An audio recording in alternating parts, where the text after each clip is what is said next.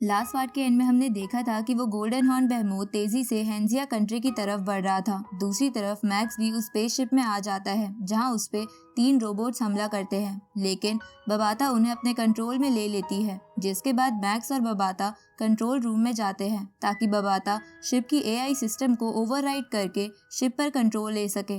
लेकिन ऐसा होने से पहले शिप की AI system self destruct mode on कर देती है, जिसकी वजह से 30 सेकंड का टाइमर शुरू हो जाता है। तो ये देखकर बबाता तुरंत ही उस एआई सिस्टम को ओवरराइड करने की कोशिश करती है, लेकिन टाइम धीरे धीरे खत्म होते हुए 1 पर पहुंच गया था। अब आगे तो इस पार्ट की शुरुआत में हम हेंजिया कंट्री को देखते हैं जहां सभी मिलिट्री बेसेस और पूरी कंट्री में ये मैसेज ब्रॉडकास्ट कर दिया जाता है कि वो मॉन्स्टर इस कंट्री के बहुत करीब है, इसलिए सभी लोग जल्दी से जल्दी अंडरग्राउंड शेल्टर्स में चले जाओ। ये सुन के सभी लोग तेजी से इधर उधर भागने लगते हैं और फायर हैमर टीम, मैक्स का दोस्त, बाकी वॉरियर्स जल्दी से जल्दी शहर खाली करवाने लगते हैं। इस तरफ वो गोल्डन हॉर्न बेहेमोथ जियांगनैन बेस सिटी में पहुंच जाता है और तबाही मचाने लगता है। दूसरी तरफ हम उसी जियांगनैन सिटी के सबसे करीब वाले वॉर बेस में मिलिट्री चीफ को देखते हैं, जो जल्दी से आधे लोगों को इलेक्ट्रोमैग्नेटिक कैनन्स तैयार करने को बोलते हैं और आधों को जल्दी से जल्दी फाइटर प्लेन्स में बैठने को बोलते हैं। तभी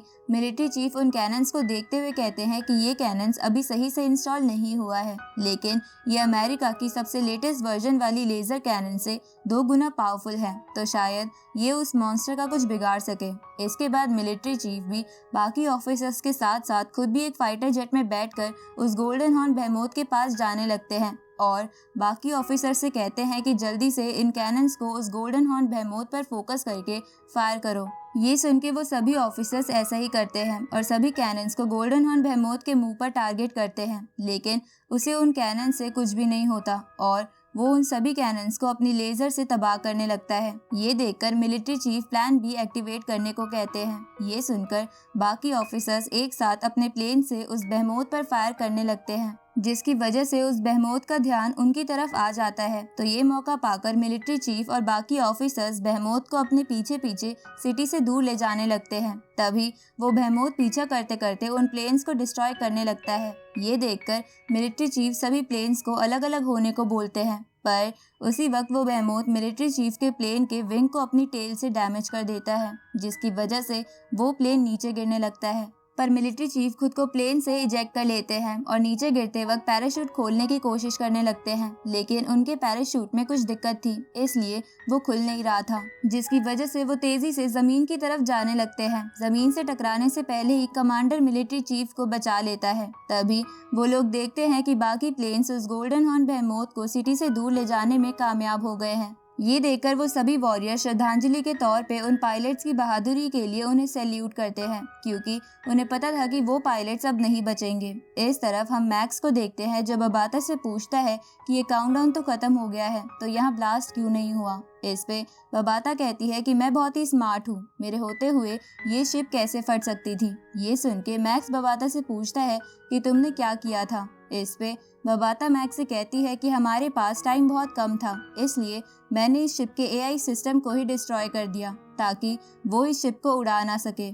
ये सुन के मैक्स उससे पूछता है कि तुमने ऐसे कैसे उस एआई सिस्टम को डिस्ट्रॉय कर दिया। ये सुन के बबाता मैक्स को बताती है कि मैंने बस बहुत ज्यादा लार्ज क्वांटिटी में उस सिस्टम को डाटा ट्रांसफर करा, जिस डाटा को प्रोसेस करते करते वो एआई सिस्टम खुद ही शट डाउन हो गया, क्योंकि इतना लार्ज अमाउंट में डाटा ट्रांसफर करना किसी छोटे मोटे एआई के बस की नहीं होता है। इसके बाद बबाता मैक्स से कहती है कि अगर हमारे पास टाइम होता तो मैं इस एआई को वैसे ही बंद कर देती और ये मेथड इस्तेमाल नहीं करती, पर टाइम कम होने की वजह से मुझे ऐसा करना पड़ा। लेकिन इसकी वजह से इस शिप का कंट्रोल बहुत डैमेज हो गया है और मैं इसे तुरंत ही फिर से स्टार्ट नहीं कर सकती। ये सुन के मैक्स बबाता को थैंक यू बोलता है, क्योंकि उसी की वजह से आज मैक्स ये शिप ढूंढ पाया था। तभी बबाता उस स्पेसशिप को एनालाइज करते हुए मैक्स से कहती है कि ये spaceship black dragon mountain X-81 कोई आम स्पेसशिप नहीं है, इसलिए जरूर इसका ओनर कोई खास बंदा होगा जिसका पूरी गैलेक्सी में नाम होगा। इसके बाद बबाता उन बाकी रोबोट्स को देखते हुए कहती है कि ये सिल्वर स्ट्रीम गार्जियन रोबोट्स को भी हम इस स्पेसशिप के साथ अपने साथ ले जा सकते हैं, जिसके बाद मैं इन्हें फिक्स कर दूंगी और शायद फिर हम इन्हें इस्तेमाल कर सकें। ये सुन के मैक्स बबाता से पूछता है कि इस कंट्रोल सिस्टम के डैमेज हो जाने की वजह से कहीं उस गोल्डन हॉर्न बेहेमोथ को डैमेज करने वाला वेपन भी तो कहीं कमजोर नहीं हो गया। इस पे बबाता मैक्स से कहती है कि यहाँ पर सिर्फ कंट्रोल पैनल और एआई सिस्टम को ही डैमेज हुआ है और वेपन्स को कोई नुकसान नहीं हुआ है, पर वो वेपन बहुत ज्यादा पुराना है क्योंकि वो यहाँ हजारों सालों से पड़ा हुआ था। लेकिन तुम चिंता मत करो, मैं उसे ठीक करके उस लेवल का वेपन बना दूंगी जिससे तुम एक स्टार लेवल के मॉन्स्टर को मार सको। ये सुन के मैक्स बबाता से थैंक यू बोलता है। इसके बाद वो दोनों उस स्पेसशिप से बाहर आ जाते हैं, जिसके बाद बबाता उस स्पेसशिप को मैक्स की स्टोरेज रिंग में डाल देती है ताकि वहाँ रहते रहते बबाता उस स्पेसशिप को ठीक कर सके। इसके बाद बबाता मैक्स से कहती है कि इस मदरशिप को भी अपनी स्टोरेज रिंग में डाल लेना क्योंकि हो सकता है कि बाद में हमें इसकी जरूरत पड़ जाए। तो मैक्स उस मदरशिप से बाहर आके ऐसा ही करता है और उसे अपनी स्टोरेज रिंग में डाल लेता है। इसके बाद मैक्स तेजी से पानी के ऊपर आने लगता है और उस एंशिएंट रुइन नंबर 12 से वापस जाने लगता है। तभी पानी के बाहर आने पर उसे कमांडर का कॉल आता है जो उसे बहुत देर से कॉल कर रहे थे। तो मैक्स उन्हें कहता है कि मैं एंशिएंट रुइन्स के अंदर था, इसलिए हो सकता है शायद यहाँ सिग्नल ना मिला हो। इसके बाद मैक्स कमांडर से बाहर की सिचुएशन पूछता है तो कमांडर मैक्स को बताते हैं कि हाइड्रोजन बॉम्ब से डैमेज होने के बाद वो बेहेमोथ फिर से ठीक हो गया था, जिसके बाद उसने हेंजिया और वेटिकन कंट्री के वॉर बेसिस पर हमला करा था। साथ ही उसने जियांगनैन सिटी में भी तबाही मचाई है, लेकिन वो सिटी को पूरी तरह तबाह नहीं कर पाया है क्योंकि हमारे हेंजिया कंट्री के बहादुर वॉरियर्स उसे अपने पीछे पीछे यांगजू मेनलैंड ले गए हैं। इसलिए तुम जल्दी से सबसे पहले जियांगनैन सिटी जाकर अपने पेरेंट्स से मिलो और उसके बाद हम वॉर गॉड पैलेस में मिलते हैं। इस तरह हम जियांगनैन सिटी को देखते हैं जहां फायर हैमर टीम और बाकी वॉरियर्स इंजर्ड लोगों को रेस्क्यू कर रहे थे। तभी हम कुछ वॉरियर्स को देखते हैं जो कुछ मलबे को हटाने की कोशिश कर रहे थे क्योंकि उसके नीचे कुछ इंजर्ड लोग थे, लेकिन वो मलबा बहुत ही भारी था। पर तभी वहाँ मैक्स आ जाता है और अपनी स्पिरिचुअल पावर से वो मलबा हटा देता है। अब मैक्स को वहाँ देखकर फायर हैमर टीम को थोड़ी खुशी होती है। तभी मैक्स की नज़र एक छोटी बच्ची पर जाती है जो रो रही थी क्योंकि उसके पेरेंट्स सब मर चुके थे। साथ ही वहाँ और भी बहुत सारी लाशें थी। ये देखकर मैक्स को उस गोल्डन हॉर्न बेहेमोथ पर बहुत ज़्यादा गुस्सा आता है।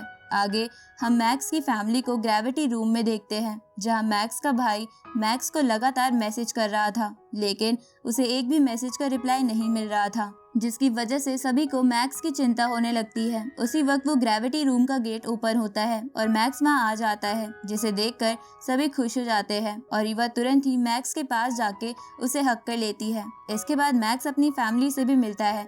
इस तरफ हम हेंजिया कंट्री के लीडर को देखते हैं जो टीवी पर लाइव आते हुए कहते हैं कि आज हमने अपने बहुत से लोगों की मौत देखी है, साथ ही उनमें से बहुत वॉरियर्स भी थे, इसलिए मैं सभी की मौत के लिए दुख प्रकट करता हूँ। लेकिन ये डिजास्टर पूरी मानव जाति पर है, इसलिए हमें सरवाइव करने के लिए स्ट्रगल करना ही होगा। ये ब्रॉडकास्ट मैक्स की फैमिली के साथ साथ सभी लोग देख रहे थे और उन सभी को इसकी वजह से बहुत दुख होता है। इस तरफ मैक्स का भाई मैक्स को बताता है कि गोल्डन हॉर्न बेहेमोथ के फर्स्ट वेव ऑफ अटैक की वजह से हमारी कंट्री के लगभग 5 मिलियन लोग मारे गए हैं। ये सुन के मैक्स को गुस्सा आता है। तभी वो सोचता है कि ये गोल्डन हॉर्न बेहेमोथ यूनिवर्स की टॉप स्पीशीज में से एक है, जिसकी वजह से ये भले ही एक स्टार लेवल का मॉन्स्टर है, पर ये इंसानों के लिए एक बहुत बड़े डिजास्टर की तरह है क्योंकि हम इस बेहेमोथ के सामने चींटी के बराबर हैं और ये उस जाइंट की तरह जो चींटियों को मारता जा रहा है। तभी मैक्स का भाई उससे कहता है कि जब से उस गोल्डन हॉर्न बेहेमोथ ने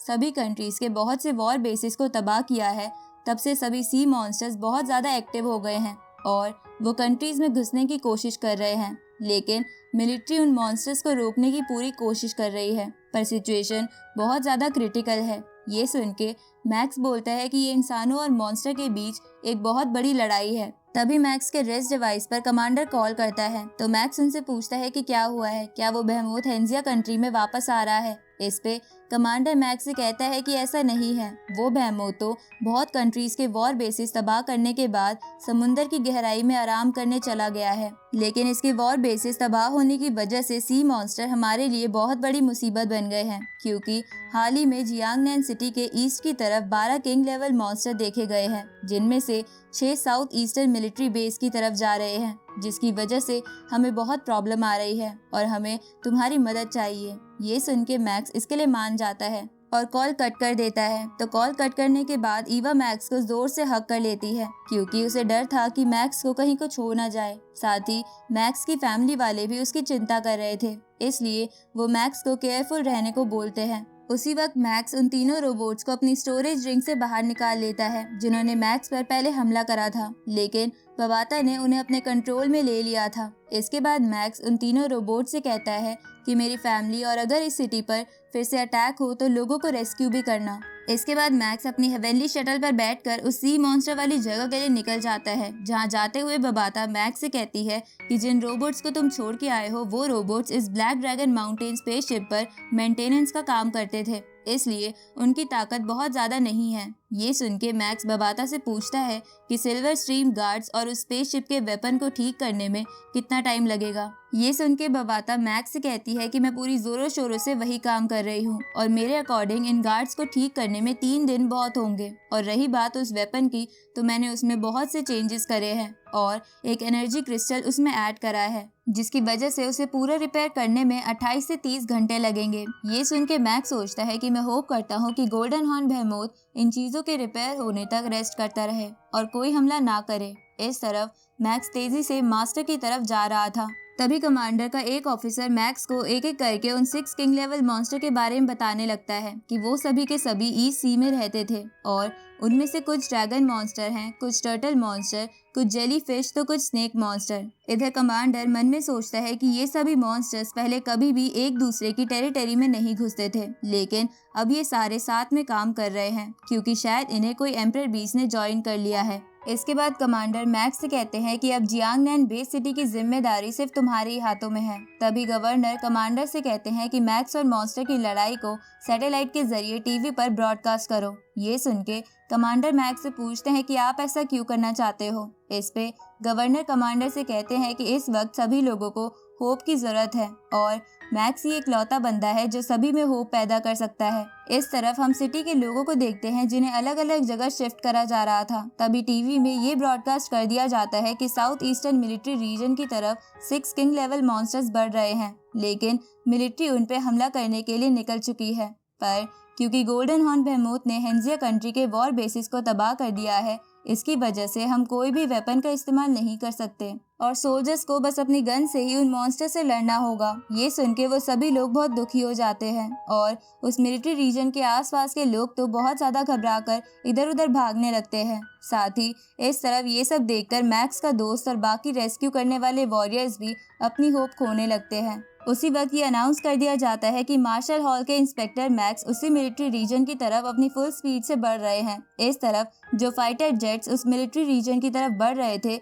उन्हें जब ये खबर मिलती है तो वो बहुत ही खुश हो जाते हैं और अपने प्लेन्स को साइड कर लेते हैं क्योंकि मैक्स उनके ही रूट से आ रहा था। उसी वक्त मैक्स 5610 मीटर पर सेकंड की स्पीड से उन प्लेन्स के बीच से तेजी से आगे निकल जाता है और उसे देखकर सभी वॉरियर्स में जोश बढ़ जाता है और वो भी मैक्स के पीछे पीछे आने लगते हैं। इस तरफ मैक्स को टीवी पर देख रहे सभी लोगों में फिर से जोश जगने लगता है। साथ ही जैसे ही उस मिलिट्री रीजन के पास मैक्स का दोस्त मैक्स को देखता है तो वो भी बहुत ज्यादा खुश हो जाता है। इधर मैक्स लगभग उन मॉन्स्टर्स के पास पहुंच जाता है और इसी के साथ ये पार्ट यहीं खत्म होता है।